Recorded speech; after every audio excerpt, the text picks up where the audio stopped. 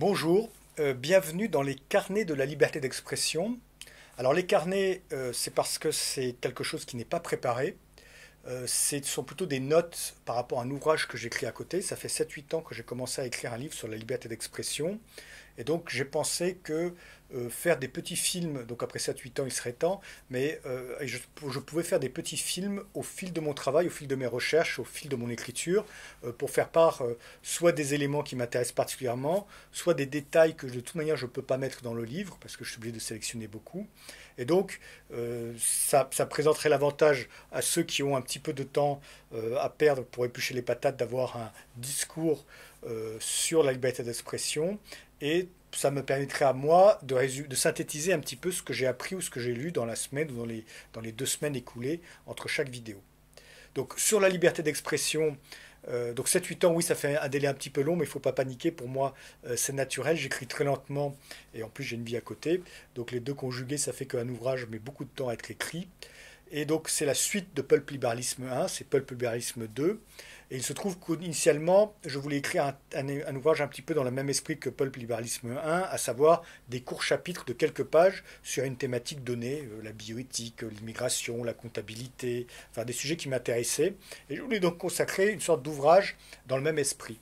Et le hasard a voulu que je commence par la liberté d'expression, et j'ai très vite compris que c'était une thématique, un sujet qui était tellement vaste qu'il méritait un ouvrage à part entière.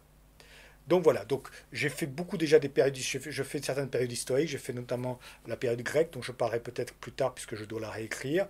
Et donc depuis quelque temps, je suis sur la restauration. Pour cette petite vidéo d'introduction, je vais rappeler les très grandes lignes de la liberté d'expression.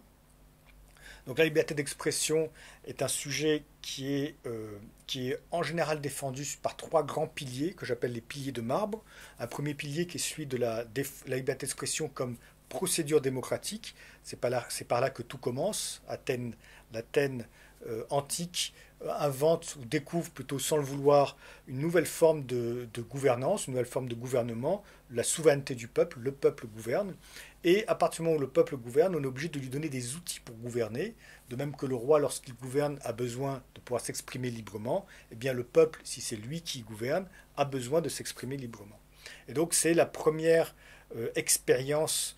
Alors c'est pas vu comme un droit individuel, c'est vu comme une procédure, et c'est la première expérience in vivo d'une liberté d'expression défendue légalement. Les citoyens grecs, les citoyens athéniens plutôt, avaient la possibilité de s'exprimer librement, et c'était un point dont ils étaient très fiers, puisque même dans les grandes odyssées ou dans les poèmes ou dans les chants, lorsque les Athéniens se définissaient, ils ne parlaient pas du droit de vote qui existait pourtant, ils mettaient surtout en avant le fait qu'ils pouvaient s'exprimer librement.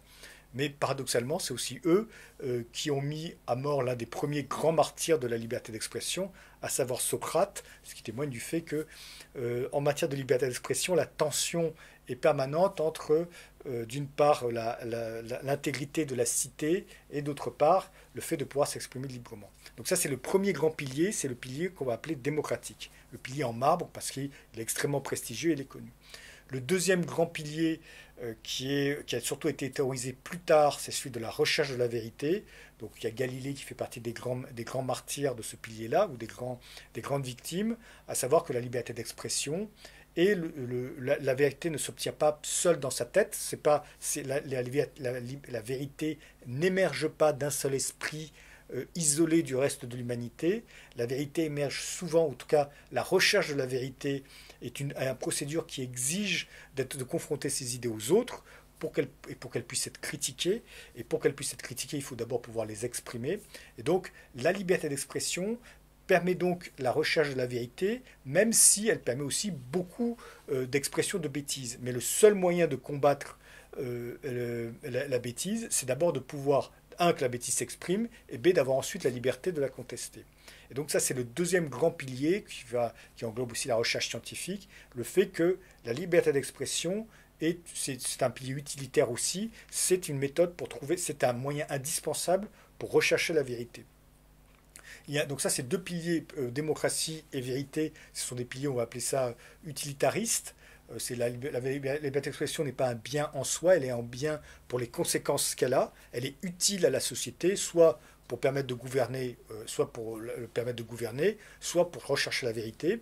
Et il y a ce qu'on appelle un troisième pilier en marbre. Alors donc ce deuxième pilier de la recherche de la vérité, j'y reviendrai après, est aussi légèrement et aussi fendillé parce que pour rechercher la vérité, il faut qu'il y ait un cadre, il faut qu'il y ait des règles de discours qui permettent que cette recherche de la vérité soit enrichissante, enfin soit productive. Tout discours ne permet pas de rechercher la vérité. Des insultes, par exemple, ne permettent pas de rechercher la vérité.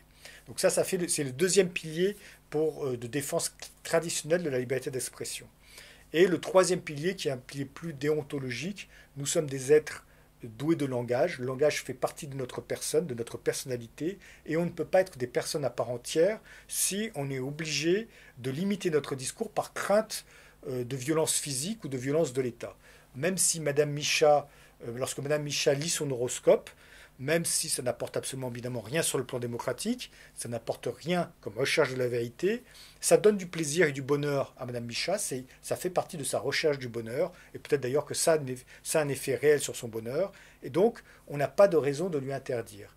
Donc, alors bon, c'est un exemple parmi d'autres, mais ça couvre aussi les domaines artistiques, ou par exemple des formes, même la pornographie, la liberté d'expression, ou la plus noble, la vie spirituelle, le fait de pouvoir exprimer sa croyance religieuse, ses croyances spirituelles, sa recherche du bonheur dans toutes ses facettes, sa façon d'exprimer sa personnalité. Et donc c'est un pilier qui est plus déontologique, ça ne sert à rien, même si ça ne servait à rien, pour la société ou pour la gouvernance ou pour la vérité. Nous sommes des êtres humains, nous sommes des êtres doués de langage et si on atteint de manière illégitime à notre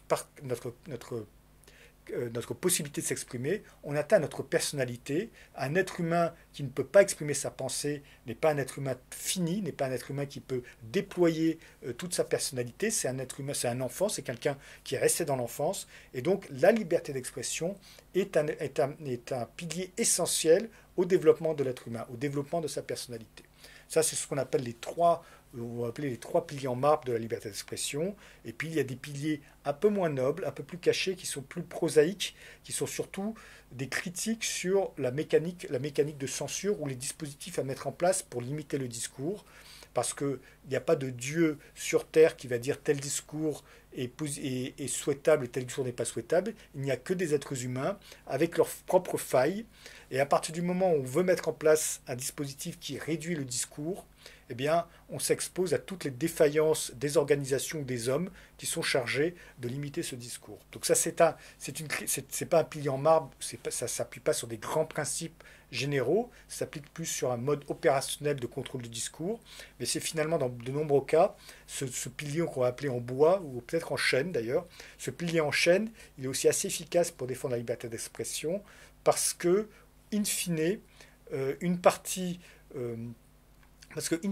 grande partie des objections contre la liberté d'expression se heurtent aux limites des dispositifs pour limiter la liberté d'expression. Les dispositifs pour limiter la liberté d'expression sont faillibles et donc il vaut mieux en faire un usage le plus limité possible. Donc voilà les grandes lignes de la liberté d'expression. Je vais essayer de petit à petit, au fil de mes lectures, de vous faire part des différentes problématiques et des différentes thématiques que j'ai lues. Donc avec un certain désordre, comme vous pouvez le voir, je n'ai pas le temps de le préparer. Je veux pas que ça me prenne du temps sur mon écriture de mon livre. Je veux juste que ce soit un à côté. Donc si ça intéresse que 10 personnes, tant mieux pour ces 10 personnes. Et si ça leur permet en même temps de faire de la cuisine, tant mieux pour votre cuisine. Voilà. Et donc à bientôt pour d'autres vidéos.